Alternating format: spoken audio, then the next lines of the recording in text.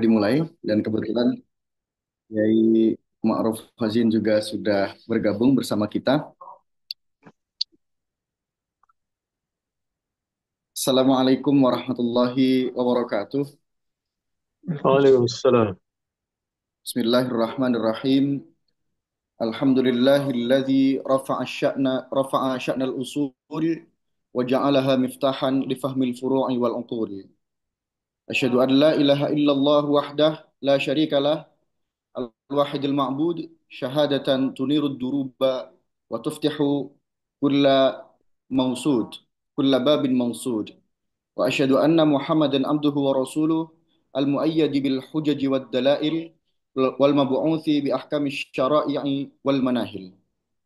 Salawatu Rabbi wa salamuhu alaihi wa ala alihi wa ashabihi al-hudati ila sawa'is sabil wal mutamassikina bi usulid din bila tabdil.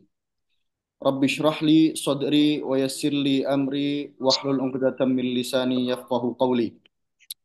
Selamat malam teman-teman pembaca Turos sekalian.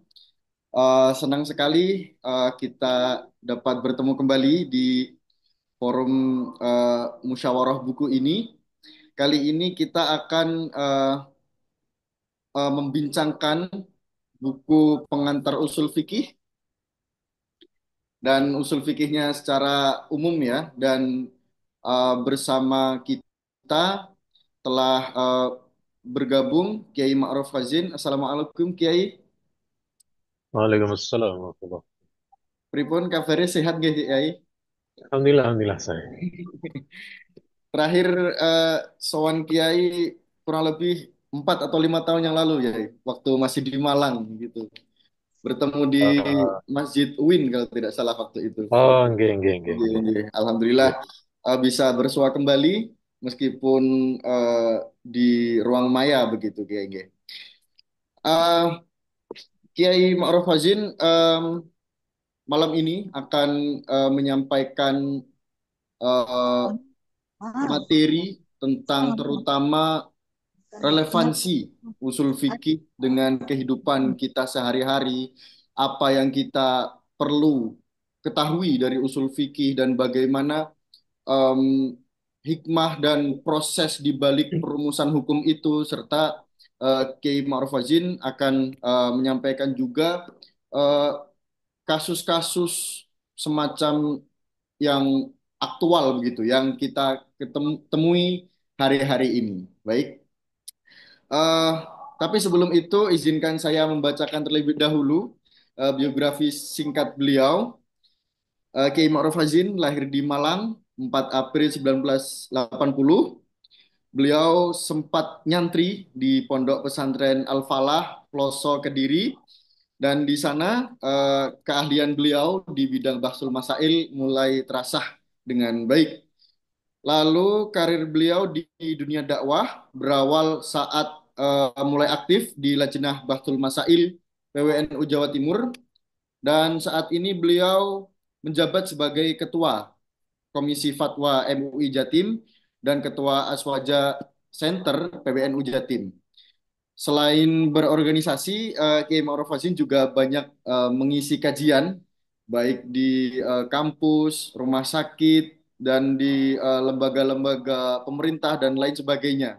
Jadi beliau ini jam terbangnya sangat tinggi ini, gitu. Jadi eh, tanpa berlama-lama, langsung saja kita simak bersama penyampaian dari Kiai Ma'ruf Fazin dan silakan teman-teman menyimak dan nanti siapkan pertanyaan terbaiknya di kolom chat atau bertanya secara langsung. Untuk itu kepada Yai Ma'ruf Fazin disilahkan. Matur nuwun. Assalamualaikum warahmatullahi wabarakatuh. Alhamdulillah, wassalatu wassalamu ala rasulillah. Sayyidina Muhammad bin Abdullah wa ala alihi wa sahbihi wa wala amma ba'du. Hadratul mukarramin wal mukarramat, para hadirin yang sangat saya muliakan.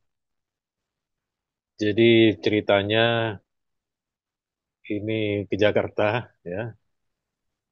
dan ada Harlah NU, tetapi malam ini bersamaan dengan pembukaan di Istora Senayan. Saya kira tadi mau nge-zoom dari dalam, tetapi rupanya ketat di sana ini. Jadi saya lebih memilih ke ranah ilmu karena eh, bukan kewajiban hadir saya ke sana. Di Istora, saya di hotel sebelahnya. Jadi jangan dikira background wallpaper, bukan. Ini asli ini. Tapi tidak ikut bayar saya. Baiklah, Bismillahirrahmanirrahim. Ini tentu bukan kajian orang yang baru belajar fikih. Ini kajian agak berat. Ini kajian yang memerlukan tangga-tangga sebelum mencapai ke derajat ilmu ini. Mulai dari setidaknya kita pernah belajar ilmu fikih, meskipun tidak tuntas, tetapi berulang-ulang, mulai dari mabadi, sulam taufik, tul qorib misalnya, nanti sudah akan mampu kalau memahami. Kemudian juga soal bersentuhan dengan hadis, pernah mengaji tafsir, pernah mengaji beberapa perangkat lain, ya. Jadi insya Allah, atau memang dari yang belum pernah belajar sama sekali, tetapi kita mencoba menghadirkan dengan cara yang ringkas, yang mudah, yang tidak terlalu memberatkan. Saya tadi sudah nyetor ke teman-teman turas pustaka slide, mungkin sudah bisa dibagikan di layar. Jih, yey, sebentar. Eh, jadi eh, ini salah satu tinggalan kitab ulama yang tidak banyak orang mempelajarinya, tidak banyak orang yang menekuni, karena memang eh, ini berkaitan dengan kalau makanan ini ilmu koki, ilmu cara meramu, meresep. Kita tentu lebih senang kalau sudah makanan itu siap saji. Nah, makanan siap saji itu namanya fikih, namanya fikih. Ini yang kemudian bagi kita bahwa hakikatnya ilmu fikih ini adalah ilmunya para mujtahid, karena yang merumuskan itu adalah para kalangan mujtahid, di antaranya imam kita Asy-Syafi'i dan beberapa ulama yang lain. Nah, ini ibarat ilmu kedokteran, ya, dan medis ini adalah apoteker, ilmu meramu obat, ya, ilmu meramu obat, menentukan dosis dan lain sebagainya. Sementara fikih itu orang yang ahli adalah sebagai dokternya.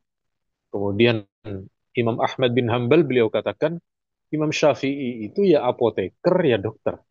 Jadi kita mempelajari ini dari beberapa ulama yang kemudian hari ini kita mencoba merumuskan itu secara lebih mudah.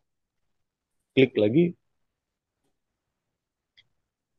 Berikutnya ini diklik start. Ya betul.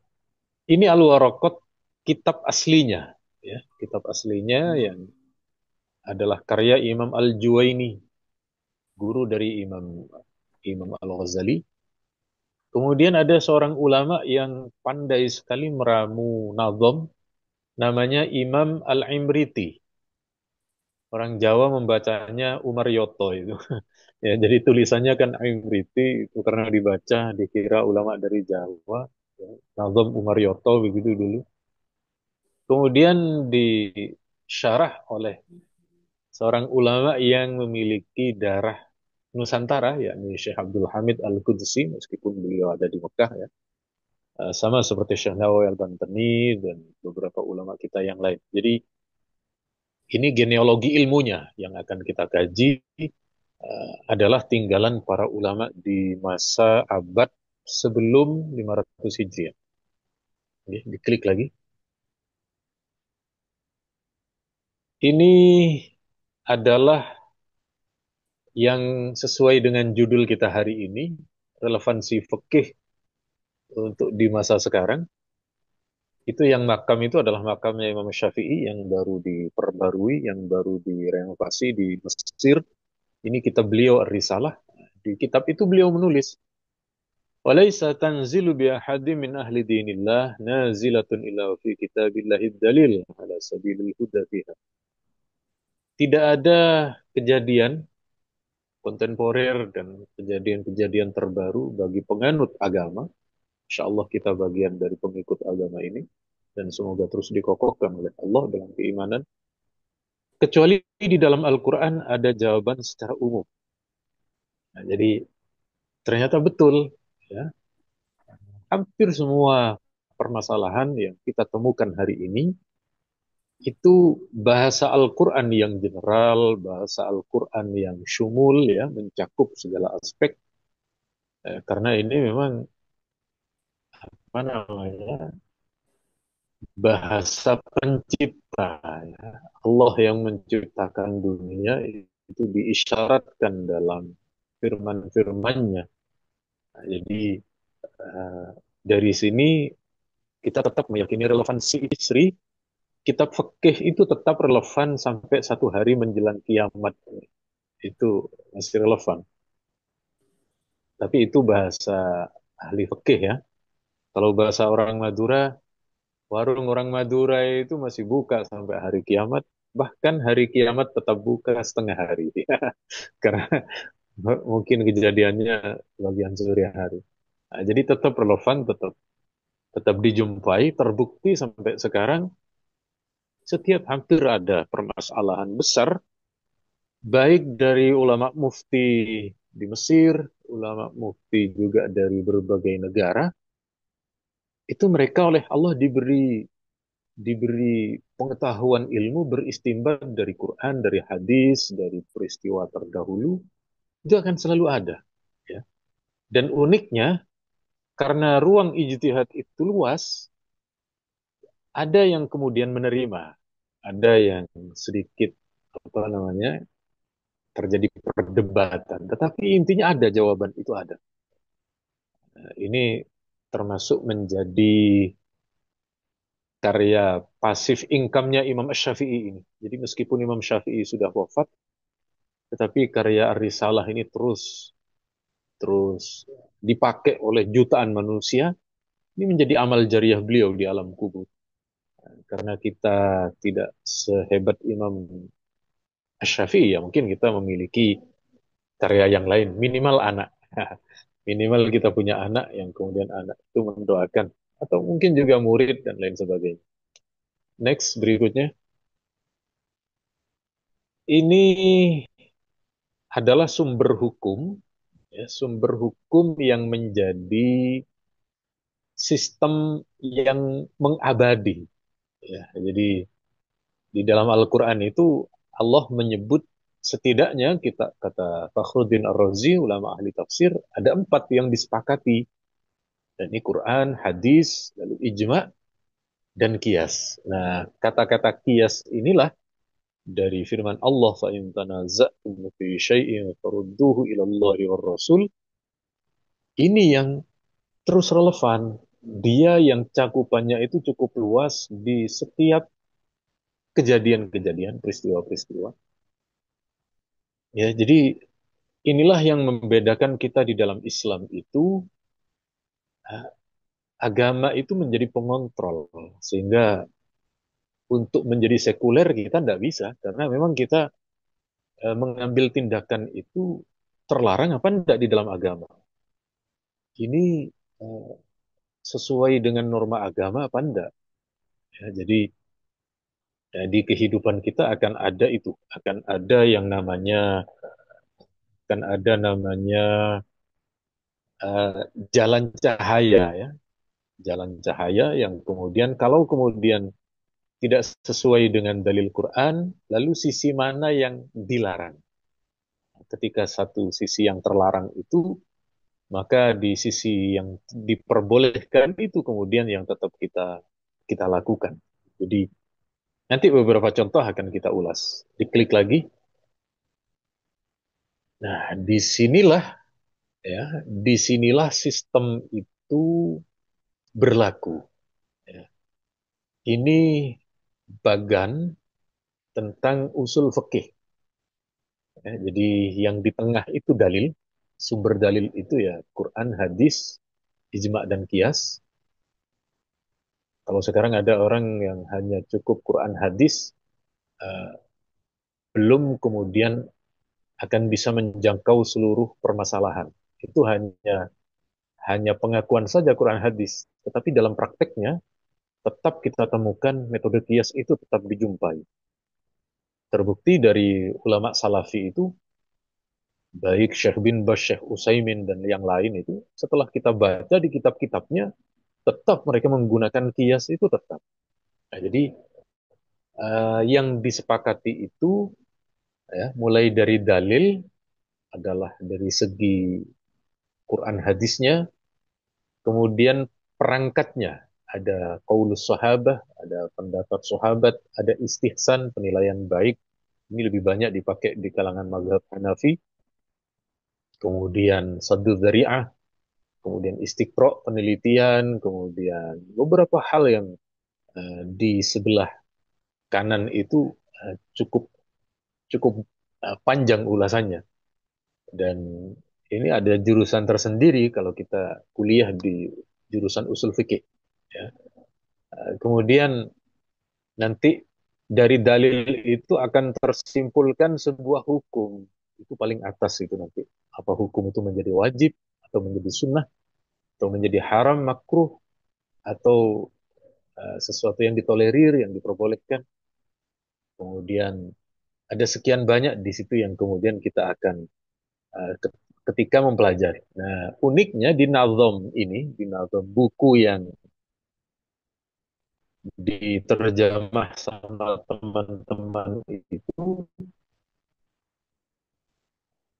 uh, ketika dipelajari santai, ya, dipelajari dengan tenang, itu ada kemudahan di situ dan sebagainya. Nah, ini sebelum ditemukan metode ini, Imam Ahmad itu beliau pernah berkata, kata Imam Ahmad yang ada di dalam di gambar slide itu, mazilna nal'an ahlar ra'yi wa yal'anuna. Nah, dulu kami Imam Ahmad ini golongan ahli hadis selalu berdebat dengan kelompok rasionalis, generasi setelah Imam Abu Hanifah yang ada di kawasan, kalau sekarang daerah Iran ya, karena Persia.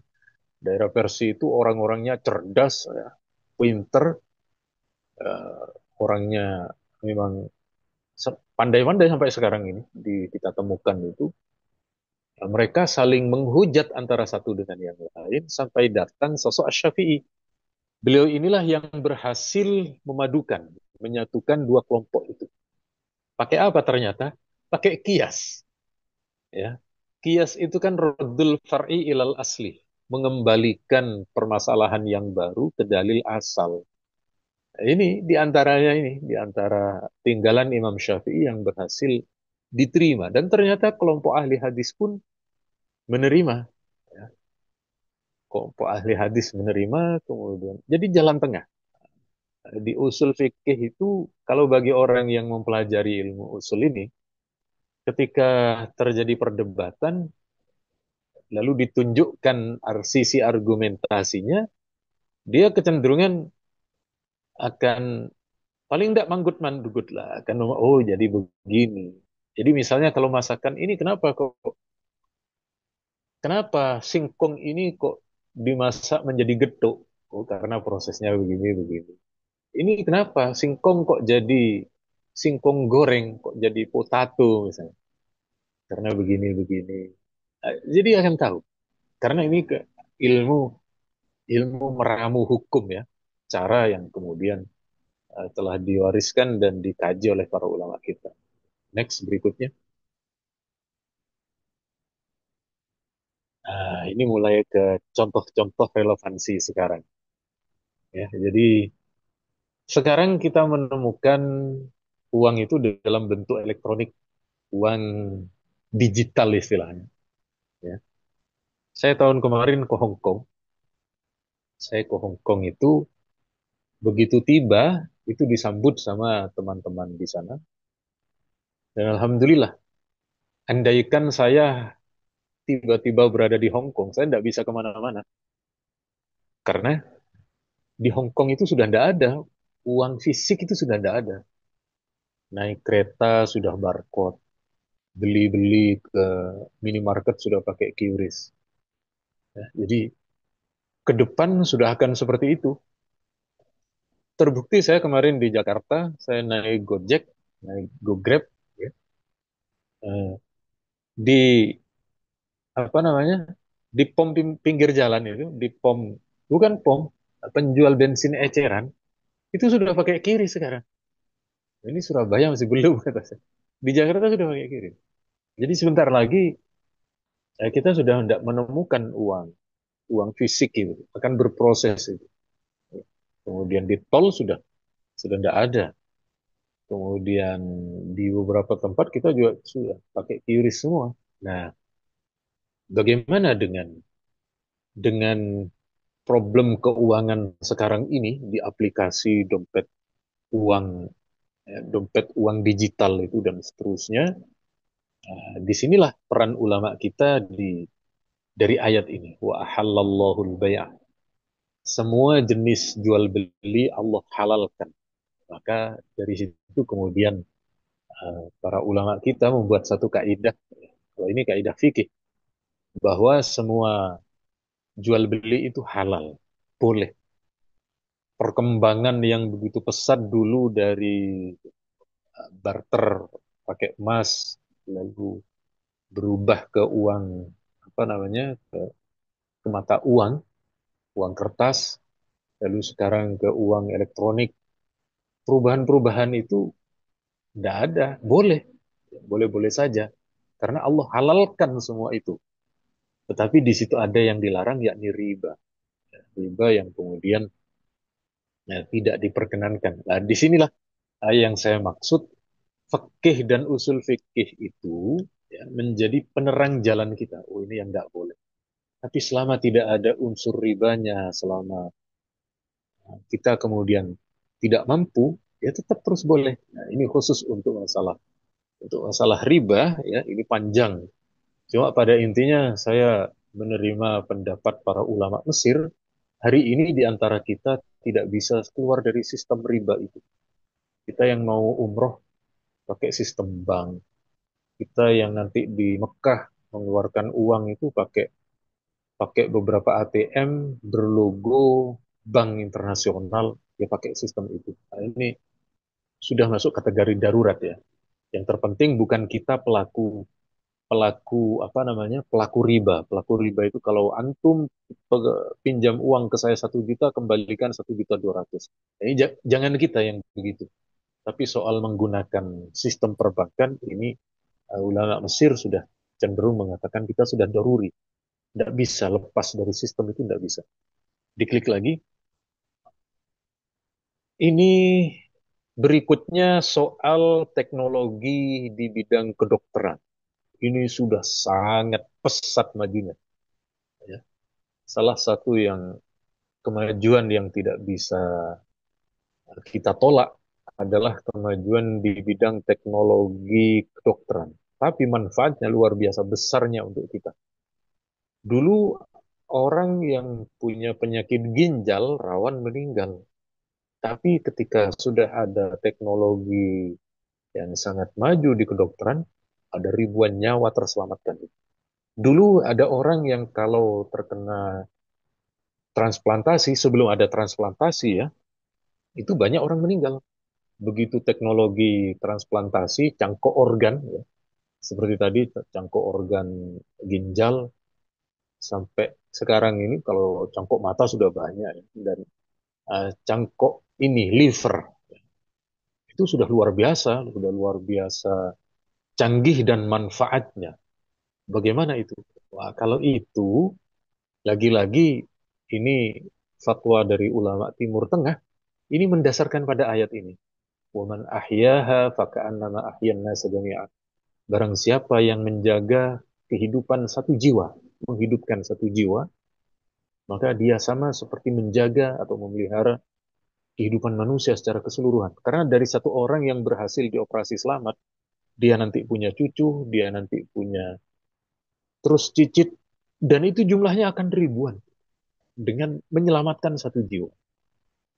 Ini jadi saya berkali-kali ya di Komisi Fatwa itu pernah ada meminta pertanyaan ke Komisi Fatwa soal lemfibrin namanya. Lemfibrin itu di kedokteran itu menjadi salah satu alternatif luka operasi. Jadi orang sehabis operasi itu kan ada sayatan ya, ada luka. Eh, Kalau yang klasik itu kan dijahit, dijahit dan itu agak lama proses sembuhnya. Sekarang ada menggunakan darah, darah orangnya. Jadi darah orangnya itu diambil, dikasih obat tertentu, lalu dilemkan dan itu lebih cepat sembuhnya, lebih cepat sembuh, teratasinya lebih. Tetapi setelah saya konfirmasi ke beberapa dokter ahli bedah, kata dokter belum terlalu banyak digunakan, belum terlalu banyak. Tapi ke depannya orang yang pengen cepat sembuh, orang yang pengen apa namanya segera beraktivitas, boleh jadi menggunakan darah itu. Padahal di Quran sudah jelas, innama harrama alaikumul maitata wad dama. Darah itu haram. Tetapi kalau ada ini, kalau ada keperluan supaya cepat sembuh dan sakitnya tidak berlarut-larut, faman ittурra ghaira baghi wala 'adin fala isma 'alaih. Itu bagian dari kondisi kedaruratan untuk kemudian diperbolehkan dipakai. Jadi waktu itu saya bilang ke teman-teman, ini bagaimanapun suatu saat teknologi di medis ini terus berkembang. Dan kita dari segi agama jangan menghambat itu, jangan menghambat apa namanya perkembangan itu selama tidak betul-betul tidak betul-betul keharamannya itu mutlak alaih. Sebab kalau darah ini dalam kondisi darurat kan masih boleh. Jadi biarkan di tenaga apa, teknisi dan juga keahlian di bidang medis terus berkembang karena nanti manfaatnya kembali ke kesehatan, ke kondisi manusia. Jadi sekali lagi tadi di samping yang pertama itu masalah teknologi digital, teknologi keuangan yang terus ber, berevolusi majunya, yang kedua adalah di wilayah kedokteran. Diklik lagi, diklik lagi. Ini adalah ah, kawin nikah online ini, ya. Nikah online ini kita sebutkan dulu ya, secara fikih kan sudah maklum ya syarat atau arkanun nikah dalam mazhab Syafi'i itu ada mempelai laki-laki. Saya dari dulu kalau ada undangan pernikahan itu saya selalu pakai jas. Ya. Kenapa kok pakai jas? Jagan-jagan kalau mempelai laki-lakinya tidak pakai jas itu saya pinjamkan gitu. Karena saya dulu merasa ketika saya menikah dulu saya tidak punya jas. Mau beli mahal, pinjam ke kakak itu besar-besar. Jadi mungkin ada orang yang menikah dan tidak punya jas. Kemudian alternatif kedua, jagan-jagan kalau mempelai laki-lakinya tidak datang. Tapi tidak ada ceritanya itu, selalu datang nongol pertama itu mempelai laki-lakinya. Karena yang kebelet laki-laki memang. Ada mempelai perempuan, ada wali, di urutan dalam fikih kita itu ada bapak, kakek, kakak, adik, kemudian paman, kalau tidak ada baru kepala KUA. Ini dalam mazhab Syafi'i harus urut ya. Kalau di mazhab yang lain tidak harus, tidak harus urut. Kemudian juga ada ada saksi, ada ijab kabul dan hadisnya ini ya. Karena ini yang dipakai di negara kita, yang disahkan di Indonesia. Pandemi kemarin, pandemi ini kejadian betul ketika ada seorang satpam di sebuah rumah sakit Islam. Satpam ini dia mau melakukan pernikahan. Dia sudah nyebar undangan tanggal sekian. Ternyata Indonesia sudah kena pandemi waktu itu. Kena pandemi, lalu Satpam ini karena di rumah sakit itu diperiksa semua, di swab, ternyata Satpam ini positif. Ya. Positif, udah tidak bisa keluar, langsung diisolir, ya, diisolasi. Wah, itu kayaknya gimana ya? Sudah mau nikah, undangan sudah nyebar, tapi pihak medis, pihak rumah sakit tidak mau mengeluarkan. Akhirnya kawin online. Aneh juga ini kepala KUA-nya. Di Wonokromo ya, di Surabaya. Di Wonokromo, ya nikah, nikah online betul. Ya cuma begitu. Ya. Dari pihak keluarga mengantar ke rumah sakit peralatan-peralatan pernikahan itu. Ini bagaimana pernikahan secara online?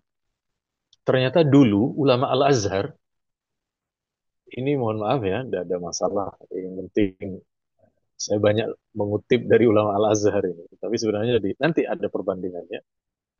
Dulu ulama Al-Azhar itu mengatakan pernikahan itu tidak harus ketiga golongan, yakni pasangan suami istri, saksi dan juga wali hadir dalam satu tempat. Andaikan memungkinkan saat itu, kata beliau, bisa satu teknologi menghadirkan sosok-sosok tersebut, maka disahkan oleh ulama Al-Azhar. Tetapi di kalangan kita, di MUI ini tidak sah. MUI tidak mengesahkan. Karena di MUI itu harus hadir satu majelis, harus hadir secara fisik.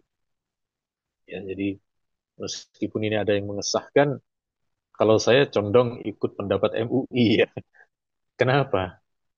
Lu pernikahan kok online, ya. Terus setelah menikah niku laupo, mau apa gitu loh kan tidak enak. Jadi bukan soal hukumnya, tapi menikah itu tetap dihadiri keluarga karena di situ tidak hanya soal hukum pernikahan, tapi ada kesahduan, ada tangis, ada rasa bahagia, ada macam-macam. Jadi untuk masalah ini kita ikut pendapat MUI saja. Jadi ya Waalaikumsalam.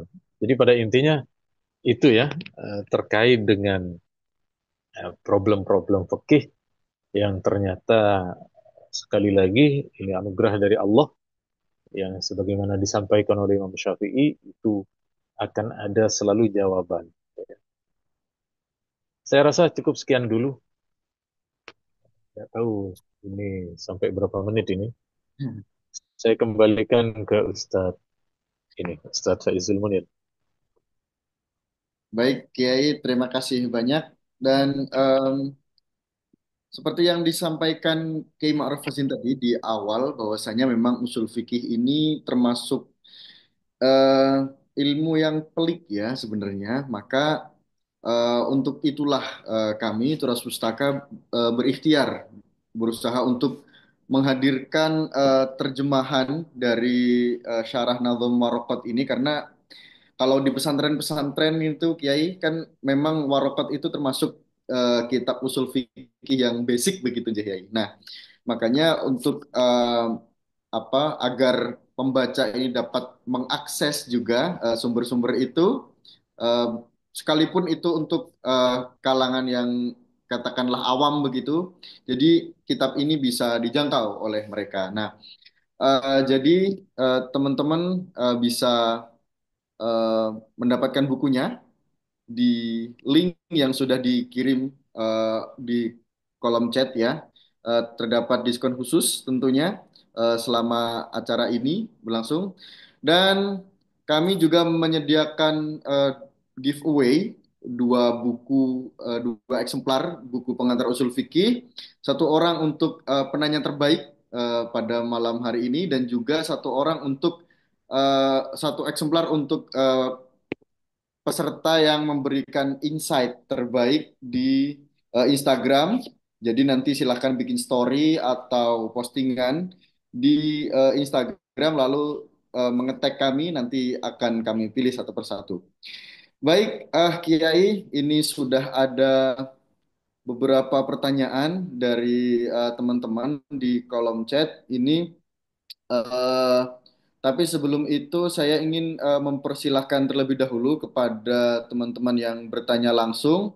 Yang pertama saya beri kesempatan ke Kak Jihad Akil Maulana. Silakan on mic. Silakan sampaikan pertanyaannya. Baik, Assalamualaikum warahmatullahi wabarakatuh. Waalaikumsalam. Selamat malam. Terima kasih sebelumnya saya sampaikan atas imbauan yang telah diberikan kepada Bapak Kiai Haji Ma'ruf Hosin, dan terima kasih Sama-sama. juga atas kesempatan yang telah diberikan. Perkenalkan, saya Jad Agil Malakusuma dari peserta umum. Mohon izin bertanya Pak Kiai sehubungan dengan materi yang sebagaimana tadi telah dijelaskan.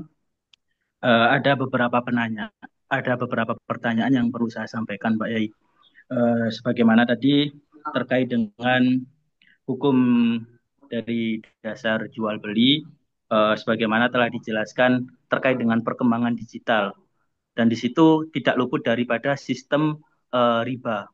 Nah, pertanyaan saya sehubungan dengan tema pada malam hari ini, relevansi fikih pada era modern ini, bagaimana cara menjaga relevansi fikih ini, namun di dalam prakteknya ada praktek yang terbentuk sebuah sistem sehingga kita tidak bisa terhindar daripada itu, dan bagaimana caranya untuk kita tetap menjaga relevansi tersebut. Kemudian ketika itu ada sebuah sistem, bagaimana caranya, apakah ada regulasi atau hukum atau fatwa yang ada landasannya untuk mengatur sebuah sistem tersebut sehingga uh, relevansi fikih itu masih relevan dalam era-era modern. Itu yang pertama Pak Yai. Kemudian yang kedua, sehubungan dengan riba sendiri kan, sependek pengetahuan saya itu banyak berbagai macamnya ya Pak Yai. Mungkin bisa dijelaskan sedikit Pak Yai terkait dengan riba yang bagaimana sih yang itu agar bisa terhindar dari sebuah sistem riba yang ada pada zaman sekarang. Kemudian yang kedua terkait dengan nikah online tadi Pak Yai, cukup menarik terkait dengan pembahasan tersebut.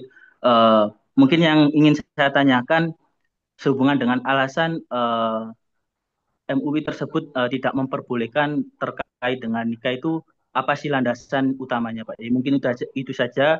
Sekian, terima kasih. Wassalamualaikum warahmatullahi wabarakatuh. Selamat malam. Waalaikumsalam warahmatullahi wabarakatuh. Terima kasih Mas Jihad Akil. Ini mau dijawab langsung atau kita tampung dulu, Oke, Kiai? dijawab langsung dulu. Oke, silakan. Saya izin share screen Oke, silakan. ya. Jadi karena kebetulan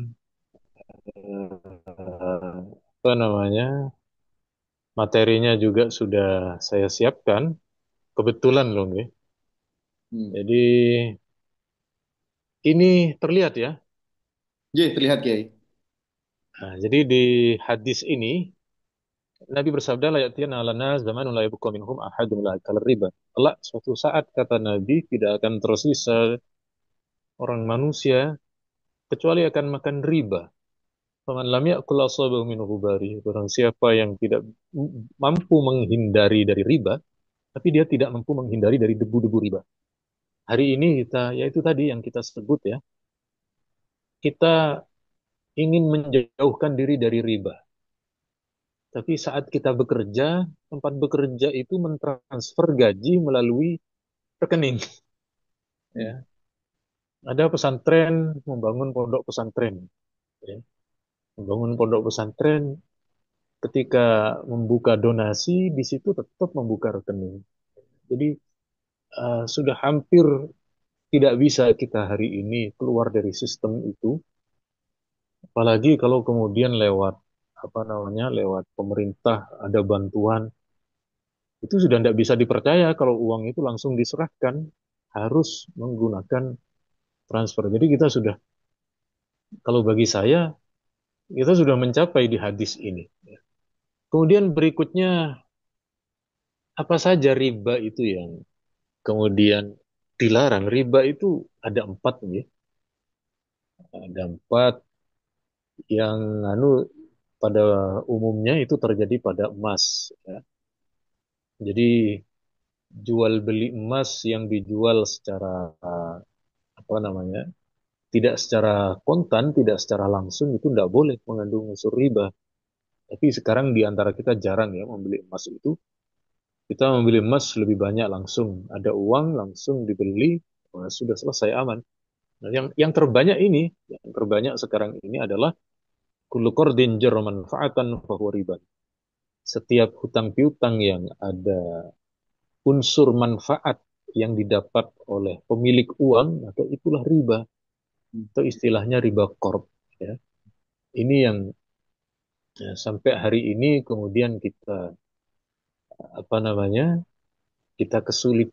Tetap kalau ini harus kita jauhi. Yang saya maksud kesulitan itu soal di sini. Kita ini mau pinjem ke saudara, tidak punya uang, kita datang ke saudara yang lain, akhirnya kita darurat datang ke sistem yang menggunakan sistem riba itu. Yang populer itu KUR, kredit usaha rakyat.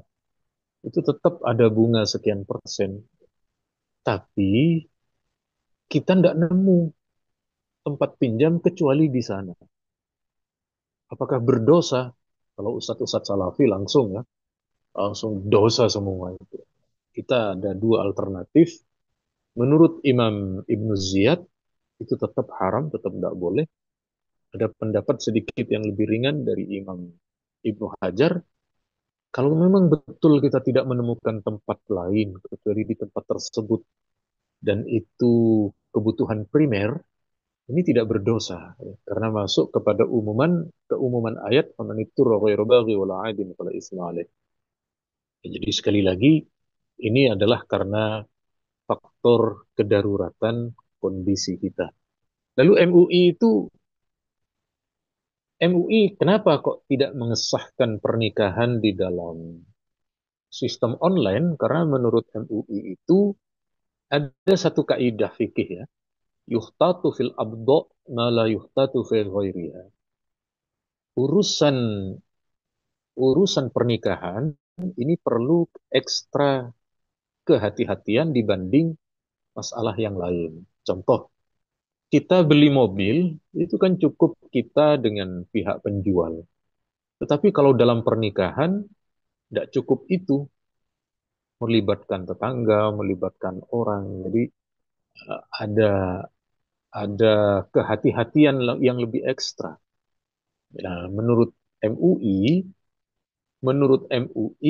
kenapa kok online itu tidak boleh? Karena khawatir ada pemalsuan gambar, karena khawatir ada rekayasa tempat. Kekhawatiran-kekhawatiran itulah yang menggugurkan hukum boleh. Dari MUI begitu yang diambil. Matur nuwun. Baik, terima kasih Kiai. Semoga terjawab ya, Mas ya. Ini Baik, terima ada kasih Pak Yai. Sama-sama, Mas. Sama-sama, Ustaz. baik. Ini banyak sekali pertanyaan Kiai di kolom chat maupun yang ingin bertanya langsung. Em, ini ada, jadi saya pilihin satu-satu Kiai. Ini ada pertanyaan menarik Kiai di kolom chat dari Kak Dimas Damoiling. Nanti teman-teman sabar dulu ya, ini saya sambil baca satu-satu. Jadi kenapa Kiai ini pada masa perkembangan usul fikih muncul eh, perbedaan pendapat dari para fuqaha, sedangkan sumbernya itu sama Kiai. Quran, hadis, ijma dan qiyas begitu. Nah, itu mengapa hasilnya itu bisa berbeda-beda begitu Kiai? Monggo Kiai. Matur nuwun. Jadi betul terkait dengan hal tersebut ya. Jadi dalilnya satu, tetapi kesimpulannya kenapa kok terjadi perbedaan? Pertama eh, di disebabkan karena faktor situasi. Ya, contohnya imam kita, Imam Syafi'i, itu ketika beliau di Irak, setelah kemudian menuju ke Mesir, itu beliau merevisi beberapa pendapat beliau. Kenapa? Karena faktor lingkungan itu menentukan, faktor situasi, kondisi menentukan itu. Jadi apalagi kalau padahal ini satu orang ya, satu orang ini maksudnya Imam Syafi'i melihat satu kondisi di satu negara dengan di negara lain, itu beliau berbeda. Apalagi dua orang dengan dua negara yang berbeda. Kemudian itu faktor-faktornya. Berikutnya, faktor dalam memahami teks, ya. Faktor memahami teks. Jadi misalnya ketika Allah berfirman, wal mutallaqatu yatarabbasna bi anfusihinna salasata quru, ya. Perempuan yang menjalani yang masih subur lalu kemudian dia bercerai, lalu dia mengalami perceraian itu iddahnya adalah 3 masa kuru. Kuru ini memang oleh Allah apa namanya tidak dijelaskan ini suci atau haid. Tidak dijelaskan oleh Allah. Jadi Allah memang memberi ruang itu. Sehingga menurut mazhab Syafi'i 3 kali masa suci. Ya, jadi sekarang suci, haid, suci sampai 3 kali. Kemudian ulama yang lain, unda ini maknanya itu haid 3 kali haid. Tapi substansinya sama nanti. Substansinya itu antara 4 bulanan begitu. Ya, antara 4 bulanan. Nah, jadi memang ada sekian faktor yang kemudian terjadi perbedaan. Kemudian ada lagi soal ini ya, seperti tadi soal penggunaan akal. Ada yang kurang berkenan mengoptimalkan akal, istihsan dan lain sebagainya. Ada yang kemudian lebih lebih apa namanya, lebih memerankan akal itu. Tapi enggak kemudian jauh-jauh amat, enggak. Justru hari ini ya, hari ini yang kita kenal hari ini justru dari mazhab Hanafi yang lebih longgar. Ya. Di sekian banyak pendapat fikih, misalnya ya jual beli. Jual beli ulama klasik kita itu mengharuskan ada barang yang bisa serah terima, yang wujud. Imam Hanafi tidak mengharuskan dulu itu. Ternyata relevan sekarang pendapatnya Imam Hanafi. Apa? Jual beli pulsa, jual beli token listrik. Itu tidak kita terima barangnya itu. Ya. Tidak wujud barangnya, tapi yang kita beli manfaatnya. Jadi ada sekian banyak ya kalau kita, kemudian kita terus menyelami perbedaan para ulama. Ya, matur nuwun. Baik, terima kasih. Begitu, semoga terjawab pertanyaannya. Kita kembali ke yang bertanya langsung, Kiai. Saya persilahkan ke Kak Muhaimin. Silakan on mic. Ini kakak semua berarti ya? Gak mudah ya? Karena saya nggak tahu ya ini. Kakak semua. Nih, kakak semua ini. Ya, Silakan, Kak. makasih Mas Faizul Munir. Izin Yai, Boleh, boleh. kami dari Sulawesi ya, Sulawesi Selatan. Alhamdulillah. Ya, alhamdulillah salah satu fans berat Pak Kiai ini di Facebook. Alhamdulillah. Izin Kiai, ada 3 yang ingin kami tanyakan sebenarnya. Cuma nantinya mungkin apakah dijawab semua atau tidak ya kami serahkan ke Pak Yai.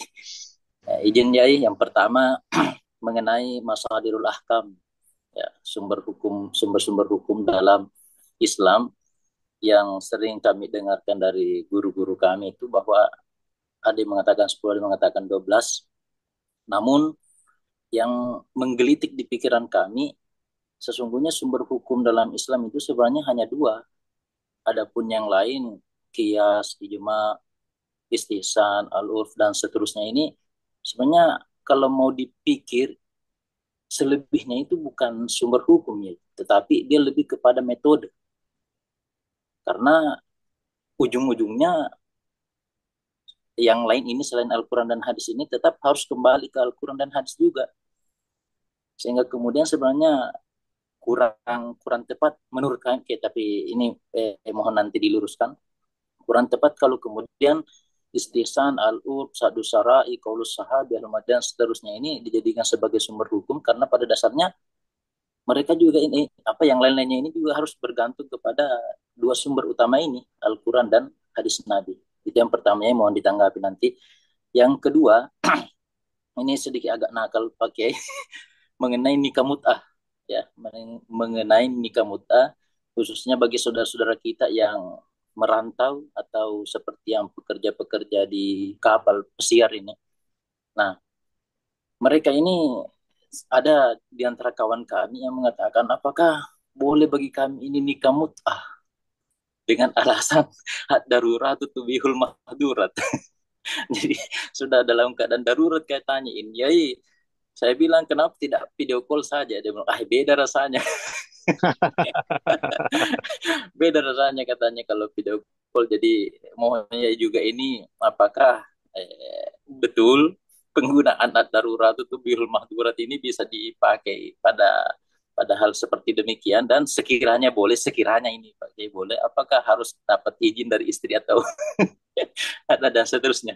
Yang terakhir pakai izin, mohon maaf, ini salah satu juga pertanyaan yang mengganggu di pikiran kami mengenai talak, ya, yang mana talak hari ini nampaknya bukan menjadi hak prerogatif suami, melainkan hak pengadilan. Sedangkan kita tahu bahwa dalam fikih ini sebenarnya kan talak itu kalau menurut empat mazhab kan haknya suami.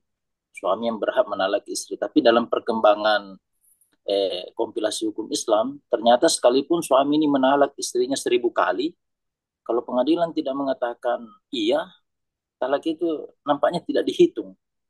Sehingga yang menentukan talak ini adalah pengadilan. Nah, bagaimana kira-kira kaidah usul fikihnya ini Kiai dalam hal menerima ini, apakah ini atau kompilasi hukum Islam ini dalam persoalan talak? Mungkin seperti itu Pak Yai dari kami. Sekali lagi terima kasih Mas Faisal Munir atas kesempatannya, dan pada Pak Yai makasih atas nanti tanggapannya. Assalamualaikum Oh warahmatullahi iya. wabarakatuh. Waalaikumsalam warahmatullahi Waalaikumsalam. wabarakatuh. Terima kasih. Baik, ini ada Oke. 3 pertanyaan, Kiai, berarti tentang Masadirul Ahkam, tentang nikah mut'ah, dan soal talak itu, Kiai. Monggo, Kiai. Baik, matur nuwun. Pertama, betul ya. Jadi Masadirul Ahkam istilahnya itu yang primer itu tetap dua, Quran dan hadis. Sementara ijma, qiyas itu uh, perangkat, lebih kepada perangkat. Perangkat di dalam berijtihad, beristimbat kepada Quran hadis. Ya, tetapi ada juga para ulama kita yang menjadikan ijma itu sebagai sumber hukum karena ada hadis. Hadis yang dipakai itu inna ummati lan tajtami'a ala dhalal. Allah menjamin umat Rasulullah ketika mereka bersepakat tidak akan tersesat. Jadi kalau ijma di samping dia perangkat berijtihad, kalau sudah terjadi ijma ini juga bisa dijadikan sumber hukum. Baru kalau kias ke bawah ini memang kalau di Syafi'i itu cenderung memakai, tetapi di mazhab yang lain kemudian lebih kepada sebagai perangkat dalam berijtihad. Oke, betul, intinya betul. Intinya kita cocok dengan masalah ini. Kemudian berikutnya soal nikah mut'ah. Oke. Saya perlu berhati-hati di dalam masalah ini karena khawatir nanti langsung diamalkan sama para ustadz ini. Jadi begini Ustadz, ya. Jadi sebelum kita melangkah jauh kepada hukum nikah mut'ah, yang itu di dalam 4 mazhab masuk kategori mansuh. Ya, sudah mansuh. Hadis riwayat Imam Muslim pun juga cukup jelas. Ya. Nah, jadi ketika dalam kondisi darurat, kita masih belum memerlukan nikah mut'ah, tetapi bisa menggunakan beberapa alternatif dari 3 mazhab selain mazhab Syafi'i. Misalnya dulu ada seorang kiai melakukan pernikahan tanpa melakukan wali, tapi cukup saksi. Tapi ini segera saya skip karena khawatir di apa namanya, khawatir di screenshot ya. Eh, sedikit ini nikah mut'ah ini di fikih-fikih kita itu sudah dinasakh ya, sudah dihapus sehingga kemudian tidak diperbolehkan. Jadi apa namanya? Kalau memang kemudian masuk dalam tahap darurat, ya, dalam tahap darurat, ya, menikah tanpa wali misalnya cukup saksi. Kalau di kapal itu masih bisa lah mencari apa namanya, mencari kru kapal itu, bang datang bang sini bang jadi saksi gitu, minta bantuan ya. Ya, tapi intinya ya, jangan sampai berzina, nauzubillah. Kemudian ada lagi tapi saya tidak sependapat, yakni nikah Daud al-Zahiri itu. Nikah Daud al-Zahiri itu perempuan yang menikahkan. Saya nikahkan diriku kepada Anda. Ya. Ini tidak saya florkan karena apa namanya, takut dibuat gampangan ya. Jadi intinya masih ada lah celah dan cara sebelum berpindah ke ini mazhab Syiah ya. Yang memperbolehkan itu Syiah, dan kita sudah pernah dialog dengan salah satu ustadz di Syiah. Kenapa Syiah kok membolehkan? Karena menurut mereka ya, menurut ilmu usul fikihnya Syiah, di Quran itu ada tentang nikah mut'ah, itu tidak bisa dinasakh oleh hadis. Alasannya begitu. Di usul fikih mereka itu, kalau Quran harus Quran menasakhnya. Kalau hadis bisa dinasakh dengan hadis atau dengan Quran. Kalau bagi usul fikih kita, istilahnya kan mengamandemen ini ya, mengamandemen hukum. Kalau di mazhab kita, mazhab usul fikih empat mazhab ini, itu bisa hadis Nabi menasakh terhadap ayat Al-Quran, bisa. Karena Nabi juga berperan sebagai musyarri, ya, sohibus syariah, yang diberi wewenang oleh Allah. Dan itu ada di nazam ini, insya Allah ada. Kemudian berikutnya soal ini apa namanya, soal Tadi, Kiai. telak. Betul. Jadi hari ini kemudian kita menjumpai perceraian di pengadilan agama. Di pengadilan agama itu menyebabkan eh, dominasi yang kemudian ada pada sosok perempuan yang menggugat cerai, ya, yang menggugat cerai ini yang kemudian masih belum sinkron antara hukum fikih mazhab dengan pengadilan agama dalam kompilasi hukum Islam. Jadi beberapa kiai memang sempat protes ya. Contoh di dalam mazhab Syafi'i satu kali ucapan talak tiga, mazhab Syafi'i kan jatuh. Ini kompilasi hukum Islam tidak nerima, sehingga berlaku perceraian itu harus di depan hakim. Kemudian yang kedua juga soal ini, soal gugatan cerai. Nah, jadi ini memang salah satu subtema yang oleh kami di Komisi Fatwa MUI itu tetap terus berkoordinasi dengan pengadilan agama. Tidak hanya ini, ada juga soal ini apa namanya, soal hukum waris itu agak sedikit bertentangan. Ya. Jadi hal yang semacam ini eh, masih berproses nih, karena memang agak sedikit kesulitan karena yang berada di ranah pengadilan hukum agama itu bukan ahli fikih murni, mereka lebih banyak yang berkarir di dunia kehakiman memang. Nah, ini kita, makanya kita yang seperti Ustadz tadi yang dari Sulawesi Selatan, yang kampus syariahnya, ayo dong daftar ke pengadilan agama ya. Tidak hanya di pesantren saja. Ada yang ekonomi syariah ya kemudian mendaftar ke bank syariah begitu. Sebab ketika saya datang ke bank syariah, lalu terjadi diskusi, mereka tidak ngerti itu. Mereka itu pegawai bank konvensional yang dimutasi ke bank syariah, tapi tidak ngerti mereka apa itu jual beli ini dan seterusnya. Jadi sekali lagi memang ini salah satu PR bagi kita untuk terus membenahi, memperbaiki. Matur nuwun. Baik, terima kasih Kiai. Semoga pertanyaannya terjawab. Eh, ini ada cukup banyak pertanyaan di kolom chat Kiai yang ini nadanya kurang lebih mirip begitu Kiai. Kalau disatukan begitu kurang lebih, eh, apakah kalau dari yang Kiai contohkan tadi, misalnya soal nikah online dan juga perkembangan di dunia medis.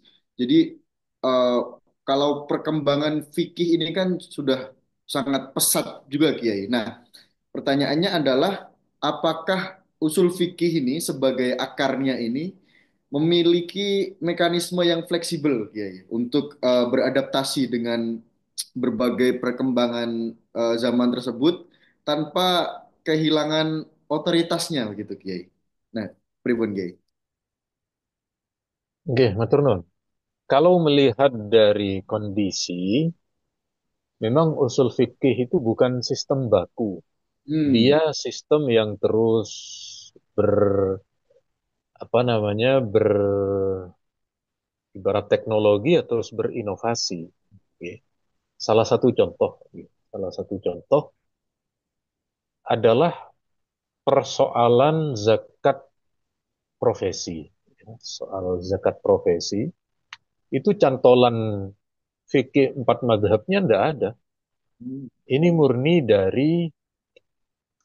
dari ulama kontemporer yang saat itu digagas oleh Syekh Qardawi, kemudian diperkuat lagi oleh ulama yang sejawat dengan beliau, yakni Syekh Wahbah Zuhaili, kemudian dipertemukan dalam pertemuan Mujtama Alam Al-Islami dan mereka kemudian menghukumi itu. Ya. Ini ada yang menggunakan pendekatan qaulus sahabi ya, pendekatan pendapat sahabat yang mungkin dari dulu kurang kurang populer, tetapi kemudian hari ini menjadi hampir di banyak negara Muslim ini dipakai. Jadi betul, usul fikih itu bukan sistem yang tertutup, dia semacam open resource yang terbuka dengan kondisi ijtihad, tetapi ini tetap kapasitasnya itu dilakukan oleh ulama yang kompeten. Ya. Jadi bukan terus semuanya mau ijtihad semaunya, tidak. Paling tidak minimal diakui oleh beberapa ulama yang sama-sama memiliki keahlian di bidang itu. Betul, Nur. nggih. Jadi paling aman memang kita gandol Kiai ngoten nggih. Asalkan kiainya tadi pakai sarung dan pakai sabuk. Kalau tidak pakai sabuk bisa gendal-gendal. Bisa lepas Kiai sarungnya. Baik. Ini sebelumnya perlu kami sampaikan terlebih dahulu. Nanti mohon maaf kalau tidak semua pertanyaan bisa dijawab karena waktunya terbatas dan karena kegiatan Yai Ma'ruf Azin sangat padat sehingga beliau juga energinya tentu terkuras dan beliau perlu istirahat begitu. Jadi nanti kita batasi sampai 20.45 gitu nggih Kiai. Monggo, Pertanyaan monggo. terakhir nggih. Berikutnya saya ke penanya langsung biar tidak ditegur Yai Ma'ruf Aziz lagi saya manggilnya Ustadz aja ini. Ustadz Haris silahkan on mic dan sampaikan pertanyaannya kalau bisa singkat ya. Silahkan Ustadz Haris silahkan. Apakah masih bersama kami? Kalau tidak ada, oh silahkan. Ya baik, Ustaz. Silahkan. Saya masih ada. Silahkan.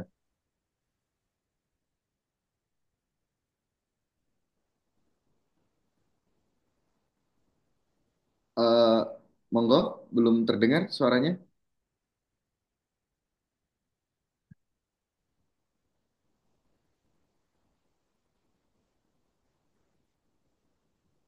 Silakan, Ustadz Haris, apakah terkendala?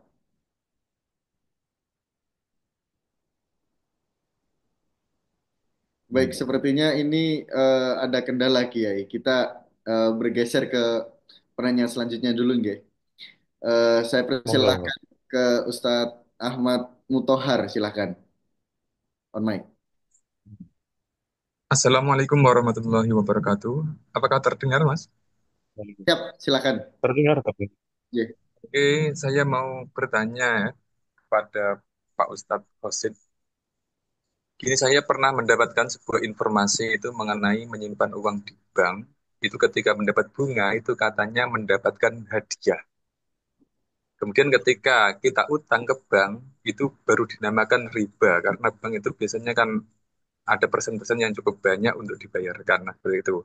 Nah, kemudian apakah memang benar seperti itu? Kemudian kalau mengenai investasi ke bank, kan itu kalau bunganya kan ada lebih tinggi lagi daripada menabung, apakah itu juga termasuk riba?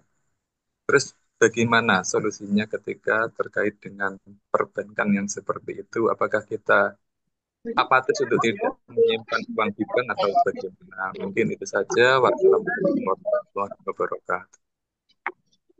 Salam. Baik, terima kasih.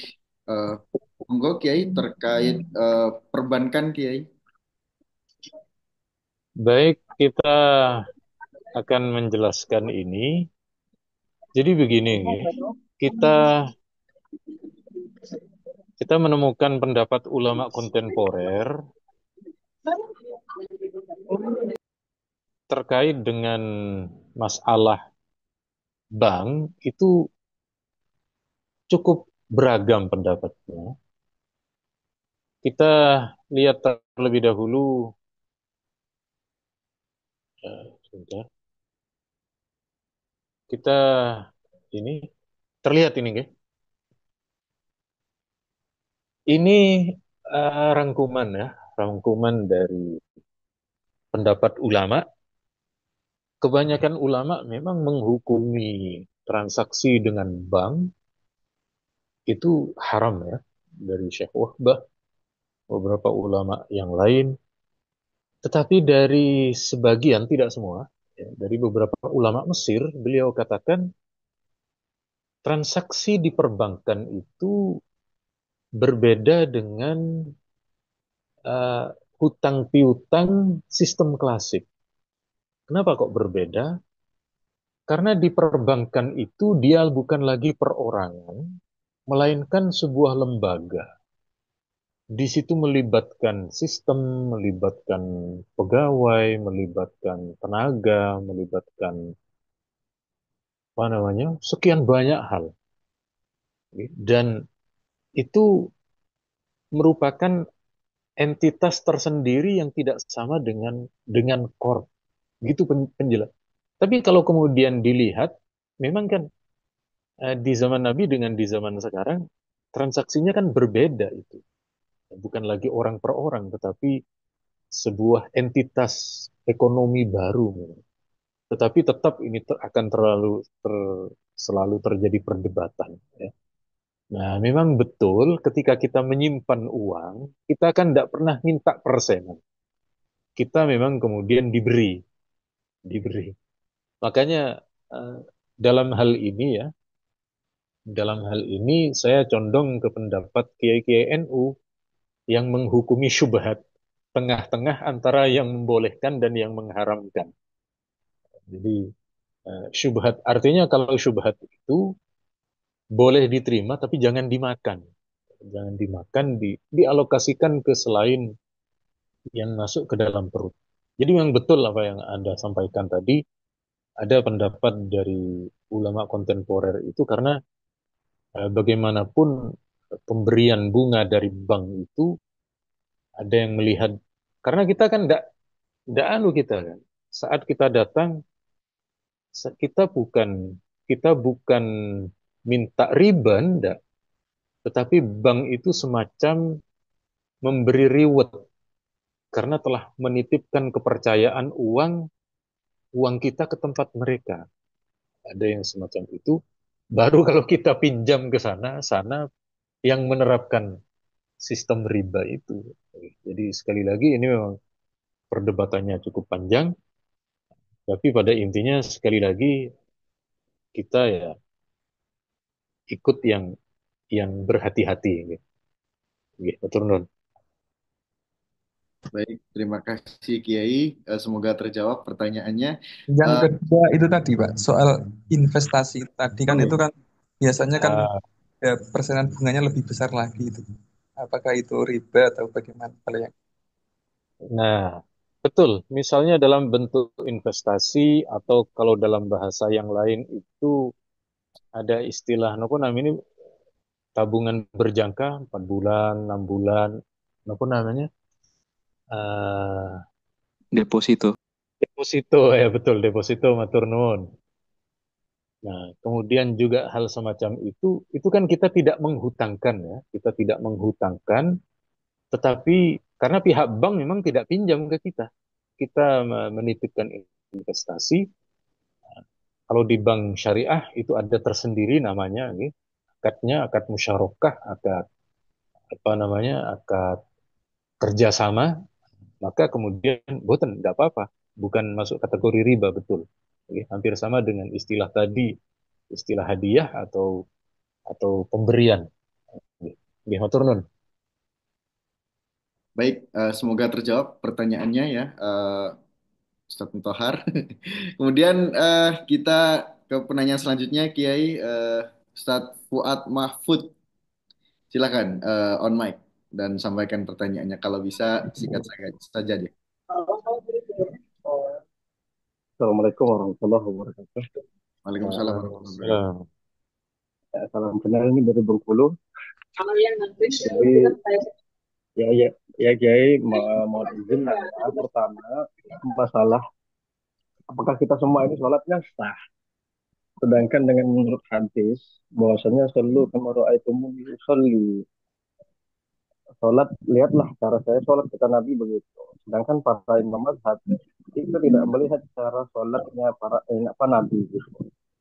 Dan sedangkan apakah sanad itu berputus sehingga banyak mazhab-mazhab itu yang mempunyai atau menetapkan beberapa rukun dan syarat sunnah sholat itu berbeda-beda. Saya lebih condong misalnya kalau seandainya itu ikut kepada orang yang tinggal di Madinah, mungkinlah imam-imam yang tinggal di Madinah, misalnya apa Imam Malik dan sebagainya. Kemudian yang kedua, eh, masalah yang tadi eh, masalah kedua adalah seandainya ini ya, orang yang apa namanya ini jamak jamak sholat itu diperuntukkan orang yang di dalam perjalanan. Banyak sekarang orang yang eh, pekerjaannya itu memang di jalan seumur hidup ngantar-ngantar barang. Apakah seumur hidup dia boleh melakukan jamak? Yang terakhir tadi dia menyebutkan masalah kebanyakan hakim di pengadilan itu banyak menggunakan fikih sehingga saya berpikir terlihat seperti hakim itu imam-imamnya para syiah di mana contoh satu contoh saja misalnya di pemutusan perkara dalam perkara mahfud mahfud yang biasa dikategorikan namanya di pengadilan itu gaib. Nah, kalau di undang-undang atau di beberapa syarat fikih maka si yang ditinggalkan itu baik hidup matinya tidak diketahui itu lebih baik menunggu 2 tahun, sedangkan banyak perkara di pengadilan itu biasanya bahkan 1 bulan saja sudah diputuskan. Secara hukum, misalnya ada ahli keluarga yang mengetahui dan memahami masalah fikih, apakah ia bisa membatalkan itu walaupun keputusan dari hakiman di pengadilan itu sudah diputuskan? Kira-kira itu saja pertanyaannya. Ya. Baik, Oke, matur nuwun. terima kasih. Oke. Ada 3 pertanyaan Kiai soal pemahaman shollu kama raaitumuni usolli tadi, terus tentang sholat jamak dan juga terkait putusan pengadilan tadi. Oke, baik, matur nuwun. Jadi betul ada hadis tentang sholatlah kalian seperti yang kalian lihat. Betul, hadis ini khitabnya itu para sahabat. Jadi yang bisa melihat itu ya sahabat Abu Hurairah, Abdullah bin Umar, Abdullah bin Abbas, dan sahabat yang lain. Ya, Tetapi apakah sholat kita atau sholat para imam itu sah? Nah, inilah yang disebut dengan sanad. Sanad itu, ya, ketika misalnya Ibnu Umar. Ibnu Umar itu beliau melakukan sholat seperti yang beliau lihat kepada Nabi. Lalu kemudian beliau ajarkan kepada Nafi. Nafi sholat seperti sholatnya Nabi yang ditirukan oleh Ibnu Umar. Nafi mengajarkan kepada Imam Malik gerakannya, kemudian tutur katanya. Imam Malik mengajarkan kepada muridnya Imam Syafi'i. Lalu dibukukan dalam bentuk kitab fikih. Apakah bisa secara hukum syahadah ini sudah sesuai, ya. Jadi sanadnya bersambung, perbuatannya bisa dilakukan, apalagi orang-orang terpercaya, ya, orang-orang yang dikenal tidak berbohong. Jadi meskipun Imam Syafi'i tidak melihat kepada Rasulullah karena jaraknya ada sekitar empat, ya, ada empat orang di atas beliau, Imam Malik, Nafi, kemudian Ibnu Umar, tiga, baru empat Rasulullah.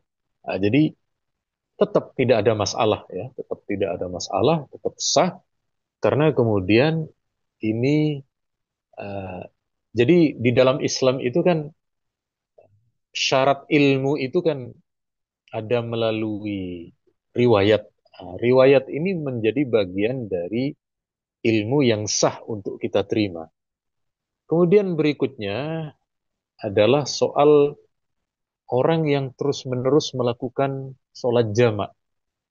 Misalnya dia adalah supir bus antar kota, dia adalah pilot antar negara, yang seumur-umur memang bekerjanya di situ, apa namanya, daimi safar namanya, kondisi perjalanan setiap saat. Nah, itu dijelaskan di dalam fikih kita, kalau mereka sudah terbiasa di jalan dan tidak ada masyakoh, itu lebih baik sholat itmam itu. Misalnya nahkoda, ya, nahkoda kapal itu, dia sudah terbiasa di kapal besar, maka dia kalau di dalam fikih Syafi'i dianjurkan sholatnya sempurna. Tetapi andaikan dia melakukan sholat terus-menerus, karena kalau di perjalanan itu ada geliyang, ya, geliyang itu agak ada rasa pusing, ada rasa mual, maka boleh memilih untuk kosor terus, jamak terus, karena memang dia sudah mendapatkan rukhsah.